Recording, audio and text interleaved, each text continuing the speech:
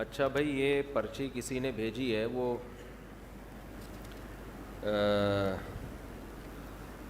ہندو تھے، انہوں نے اسلام قبول کیا ہے، کہہ رہے ہیں آپ کے بیانات بھی سنتا ہوں، مولانا طارق جمیل صاحب کے بیان سن کر ان سے متاثر ہو کر اسلام قبول کیا ہے۔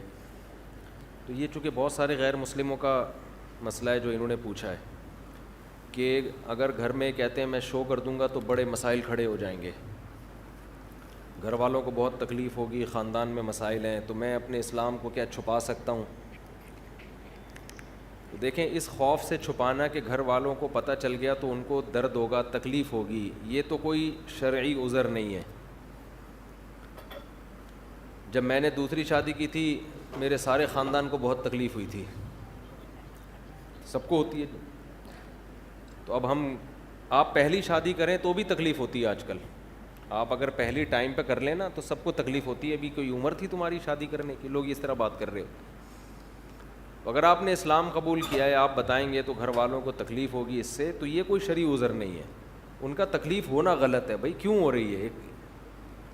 لیکن اگر آپ کو یہ خطرہ ہے کہ اس تکلیف کی وجہ سے وہ آپ کو ٹارچر کریں گے، ماریں گے، قتل کر سکتے ہیں، یا بہت زیادہ ماریں گے، پیٹیں گے، بہت زیادہ آپ پہ ذہنی دباؤ آپ کو دیں گے، تو پھر ایسی صورت میں شریعت نے اجازت دی ہے کہ آپ اپنا اسلام چھپا سکتے ہیں۔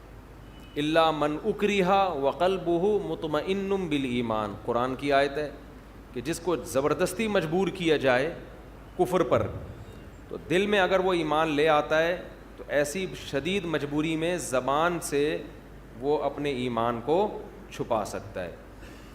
یہ بہت سارے غیر مسلموں کے ساتھ مسئلہ ہے آج کل۔ میں نے بتایا تھا کچھ دن پہلے بھی کچھ ہندو آئے تھے نا، ہندو فیملی آئی تھی مسلمان، ان کے ساتھ بھی یہی مسئلہ۔ جو بھی ایک بچہ مسلمان، وہ بچہ تو نہیں، یعنی 18 20 22 سال اس کی عمر ہوگی، وہ بھی اس کے ساتھ بھی یہ ٹینشن کہ اس کو مار رہے ہیں، پیٹ رہے ہیں گھر والے۔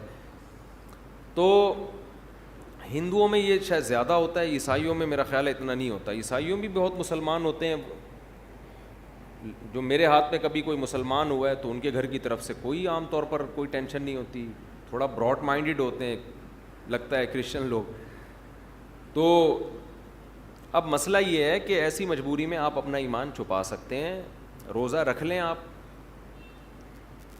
روزے میں کہیں سفر پہ چلے جائیں یا کچھ ایسا تدبیر اختیار کر لیں۔ نماز بہرحال ہر صورت میں پڑھنی پڑے گی، چھپ کے پڑھ لیں، جیسے تیسے بہت سارے مواقع انسان کو چھپ کے پڑھنے کے ملتے ہیں نماز۔ تو اس طرح سے کچھ کر لیں گزارا۔ دعا کرتا ہوں اللہ آپ کو استقامت نصیب کرے۔ اور یہ کہتے ہیں وہ بڑے خوش قسمت لوگ ہیں جو مسلم گھرانے میں پیدا ہوئے ہیں، واقعی وہ بڑے خوش قسمت ہیں۔ ہمیں چونکہ قدر نہیں ہے، ہمارے ہاں تو نیکی نہ کرنا مشکل ہے، ہمیں تو اللہ نے نیکی پہ مجبور کر دیا ہے، تو جو روزہ کھائے گا وہ پٹے گا صحیح ہے نا، رکھنا آسان ہے، کھانا مشکل ہو گیا ہے۔ تو یہ اللہ کی نعمت ہے کہ ہم جیسے نالائقوں کے لیے اللہ نے آسان کر دیا۔ قربانی تو ان غیر مسلموں کی ہوتی ہے جو قربانی دے کر آتے ہیں، پورا خاندان بائیکاٹ کرتا ہے، اور پھر بھی وہ اپنے دین اور مذہب پہ قائم رہتے ہیں، تو قدر کرنی چاہیے۔